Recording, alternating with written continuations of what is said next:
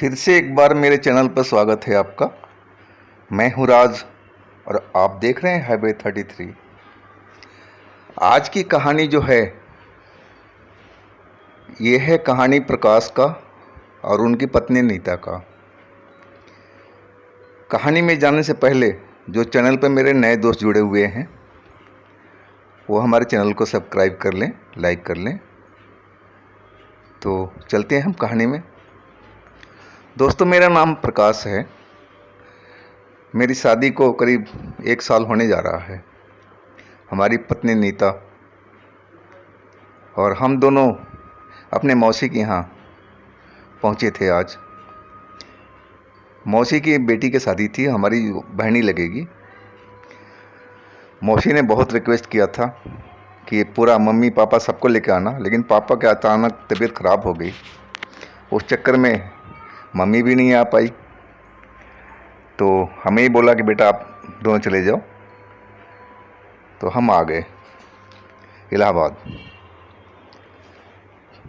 हम 2 दिन पहले पहुंच गए थे कि बहन की शादी में थोड़ा हम हेल्प भी करें काम काज में। तो सारा दिन हम जो काम मौसी ने बताया हम अपने काम में बिजी रहे, करते रहे। यहाँ जाना, ये जाना, ये काम करना, जो भी है सारा काम हमने सारा दिन किया। थक गए थे।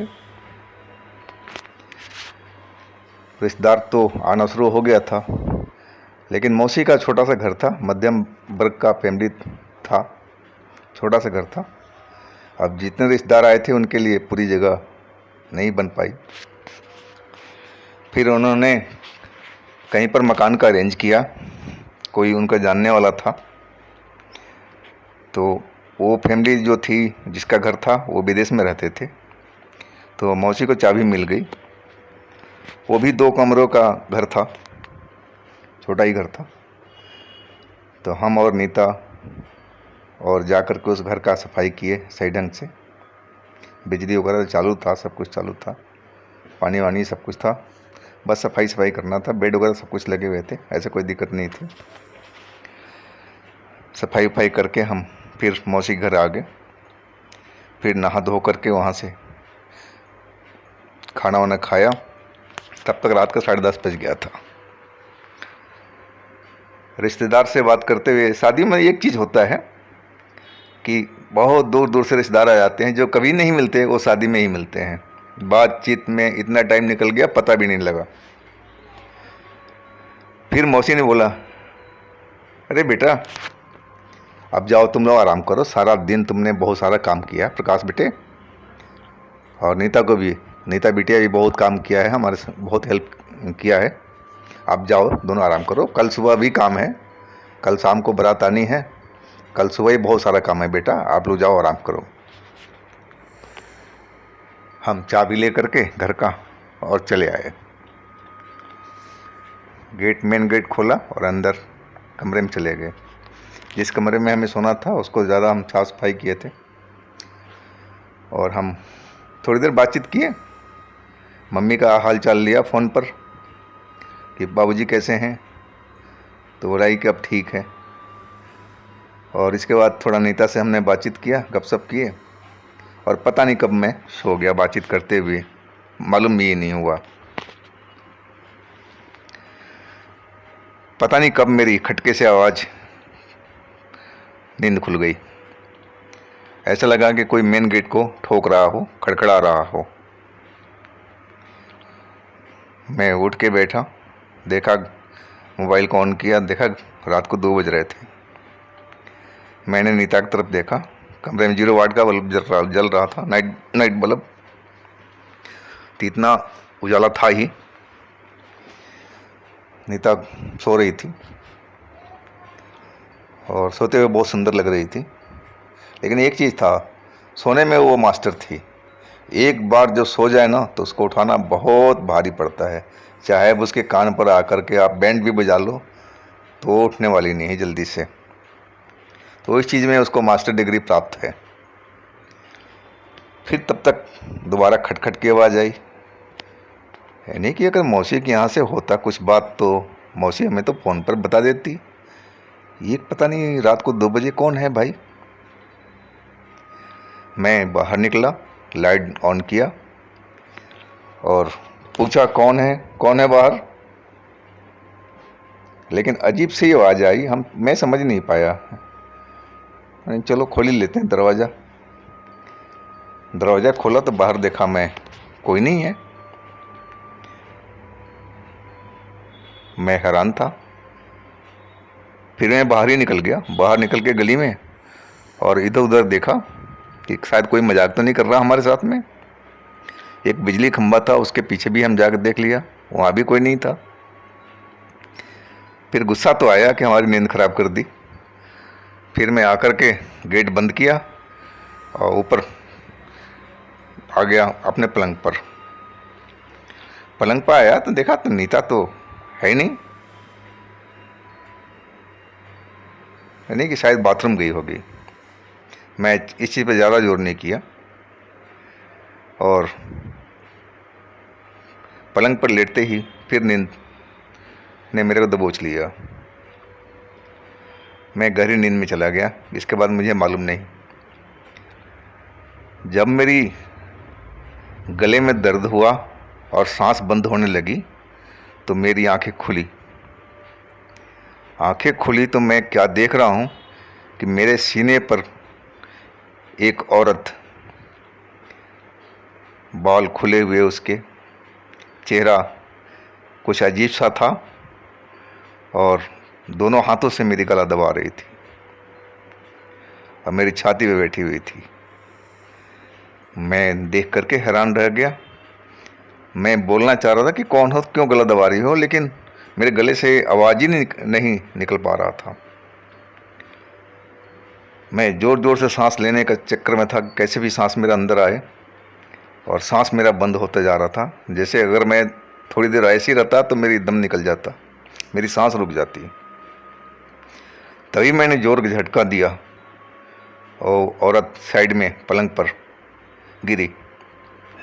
मैं खांसता हुआ, अरे क्या बदतमीजी है, और तुम हो कौन, और इस कमरे में कैसे आ गई तुम? नीता, नीता, मैंने आवाज़ मारा। नीता कहीं थी नहीं। मेरा दिमाग ख़राब हो गया। मैं उठकर खड़ा हो गया पलंग पर। मैंने नीचे देखा तब मेरे प्राण सूख गए। नीता ज़मीन पर पड़ी हुई थी, जिस साइड में सोई हुई थी उसी साइड में वो नीचे गिरी पड़ी थी। अब मेरा दिमाग ख़राब, मैं सीधा वहाँ से जंप किया नीता के पास में और नीता को देखा सांस ले रही थी वो। मैंने झकझोड़ना शुरू किया उसको, नीता, नीता, उठो उठो उठो। तब तक वो औरत जो पलंग पर थी खड़ा हो गई और खड़ा होकर के जब मैंने उसका चेहरा देखा तो एक बार मैं डर गया बहुत बुरी तरह से। अब उसका चेहरा एकदम भयानक, आंखें एकदम दहक रही थी जैसे राक्षस हो, बाल लहरा रहे थे जैसे, एकदम पूछिए मत, अजीब सा चेहरा उसका भयंकर हो गया था। मैंने नीता को उठाया। नीता हड़बड़ाकर आंखें खोली। क्या हुआ प्रकाश, तू नीचे कैसे आई? कहती मुझे नहीं पता। हक्का बक्का थी वो, मेरी तरफ देख रही थी। फिर अचानक उसने देखा औरत को देखते ही वो मारी चीख और मेरे बाहों में झूल गई, शायद बेहोश हो गई थी। मैंने नीता, नीता, होश में रहो। तब जाकर के उसने आंखें खोली। प्रकाश कौन है ये क्या करने आई है यहाँ पर? वो मेरे सवाल में नहीं, नीता शांत रहो तुम। फिर मैंने उस तरफ देखा पलंग पे ऊपर में, तभी वो औरत जो चुड़ैल थी, शायद चुड़ैली है, वो बोली तुम हमारे घर में यहाँ पर क्या करने आए हो? मैंने कि आपका घर है ये? डरते डरते मैं बोला। बोलती हाँ ये मेरा घर है। और तुम यहाँ पर किस लिए आए हो? मैंने बोला देखो जी, हमारे मौसी घर की शादी थी, मैंने कहानी बताई उसको। हम एक रात रुकने वाले थे बस यहाँ पर, उस घर में जगह नहीं थी। उसने लंबी ऐसे आह से की। बोला शादी है? बोला हाँ जी शादी है, मेरी बहन है, शादी उसकी है। अच्छा। फिर वो नीचे उतरी, बोली रात तुम यहाँ गुजार लो आज, लेकिन सुबह से तुम लोग यहाँ पर नज़र मत आना। सुबह होते ही निकल जाना। और फिर वो मैं देखा उसका जो शकल सूरत, और एकदम उसने वेश धारण कर लिया था जैसे कोई नई दुल्हन हो। और उसके पाजेब जा रही थी तो पाजे भी बज रहे थे। वो दूसरे कमरे में चली गई और दरवाज़ा बंद कर लिया। अब हमारे शरीर में खून सूख गया कि हम लोग किस चक्कर में फंस गए। नीता रोना शुरू कर दिया उसके जाते ही। यानी कि नीता शांत रहो, शांत रहो, सब अच्छा ही होगा, टेंशन मत लो आप, वो चली गई है, अब डरने की बात नहीं है। मैं उसको धीरज दे रहा था, वो रोई जा रही थी। यानी कि नीता शांत हो जाओ, हम सोचते हैं क्या करना है। फिर मन में मेरा विचार आया कि ये भूत है, आत्मा है, पता नहीं इसका मन बदल जाए, फिर हमारे साथ में ही अटैक कर दे। हो सकता है हम लोग सोएं और ये गला दबा दे। वैसे भी नींद हमें आने वाली नहीं थी यहाँ पर, यानी कि इससे बढ़िया है कि यहाँ से निकला जाए। मौसी घर थोड़ा सा दूरी पर था, करीब आधा किलोमीटर से आसपास था, लेकिन वहाँ दिक्कत थी कि सारे रिश्तेदार भरे हुए थे और सोने का इंतज़ाम कुछ भी नहीं था। अब वही समस्या था, यानी कि थोड़ा हम टाइम गुजार लेते हैं यहाँ पर। नीता फिर बोली नहीं नहीं प्रकाश, हम 1 मिनट यहाँ नहीं रुकेंगे। मैं भी उसके बाद समझ गया, नहीं चलो चलते हैं। फिर हमने ताला चाबी उठाई वहाँ से और सीधा बाहर गए। हम दरवाज़ा लॉक किया और मौसी के घर पहुँच गए। गेट पर खड़ा होकर हमने घंटी बजाई, शायद घंटी ख़राब थी, कुछ आवाज़ नहीं आ रही थी। फिर हमने फ़ोन किया, काफ़ी देर के बाद में मौसी ने फ़ोन उठाया। हाँ बेटा बोलो प्रकाश। लेकिन मौसी दरवाज़ा खोलिए। बोली कि क्यों, वहाँ का कोई दिक्कत है? नहीं मौसी दरवाज़ा खोला, हम अंदर आएंगे। बोले आ रही हूँ। इसके बाद उन्होंने दरवाज़ा खोला, हम अंदर गए, मौसी से पानी मांगा, गला सूख रहा था हमारा, और अब पानी पिए। नीता भी पानी पिया। इसके बाद हमने पूरी कहानी मौसी को बताई। मौसी की आंखें एकदम फटी की फटी रह गई कहानी सुन करके। बोले वो तो वर्मा जी का घर है और उस घर में तो कोई दुल्हन है नहीं। वो लोग तो विदेश में हैं काफ़ी दिनों से, कभी साल में एक बार आ जाते हैं कुछ दिनों के लिए, और यहाँ तो कोई रहता नहीं है। वो मेरी तरफ देखने लगी, मौसी हमें तो कुछ मालूम नहीं। और लेकिन वो थी दुल्हन एकदम नवेली दुल्हन की तरह लग रही थी। और सीधा ही बोला था कि तुम हमारे घर में क्यों आए हो, इसका मतलब घर उसी का है, तभी तो ऐसा बोला है। तो वो मेरी बात समझ गई, बोलते हाँ बेटा तुम तो सही बोल रहे हो, लेकिन मैं काफ़ी दिनों से जानती हूँ उस परिवार को, ऐसा तो उस घर में कोई औरत नहीं जैसे तुम बता रहे हो। यानी कि मौसी अब इस चीज़ की जानकारी तो आपको करनी पड़ेगी, मुझे इस चीज़ का मालूम नहीं है, और हम तो उस घर में दोबारा अब जाएंगे नहीं। मौसी बोले ठीक है बेटा, अब जाने की ज़रूरत नहीं है, अब हम कुछ ना कुछ और दूसरा इंतज़ाम करेंगे। यानी कि मौसी हम कुर्सी पर सारा रात बैठ के रह जाएंगे, बट अब किसी के घर में जाने के लिए हमें मत बोलना। मौसी ने सर हिलाया अपना और सोच में डूब गई। अभी सुबह होने में कम से कम 3 घंटा बाकी था, 2.5-3 घंटा बाकी था। फिर हमने बोला मौसी दूध वगैरह है किचन में? बोलती हाँ बेटे। मैं खुद गया चाय बनाने के, पीछे पीछे नीता भी आ गई, एकदम डरी सी थी वो। चाय बना करके हम मौसी को भी लेके आए, फिर हम बैठ गए बात करने। यानी कि मौसी उस औरत के बारे में ज़रा पता करना, हमें उसके बारे में जानकारी चाहिए। तो नीता बोली तुम्हें उस औरत से क्या लेना देना है? नहीं कि बस ऐसे ही पता करना था अपने मन की खुशी के लिए कि आखिर उसके साथ में क्या हुआ था कि वो मर गई। इतनी सुंदर औरत थी वो देखने में।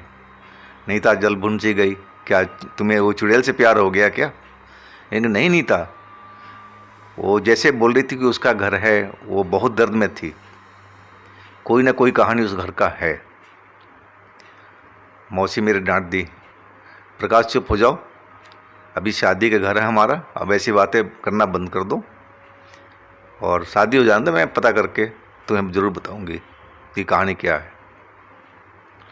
सारी रात हमने ऐसे ही निकाल दी और सुबह हो गई।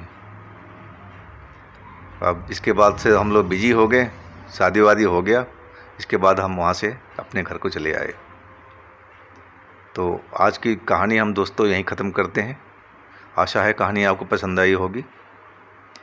और हाँ दोस्तों, आपके पास भी ऐसी कोई कहानी हो तो हमें इंस्टाग्राम पर ज़रूर शेयर कीजिए।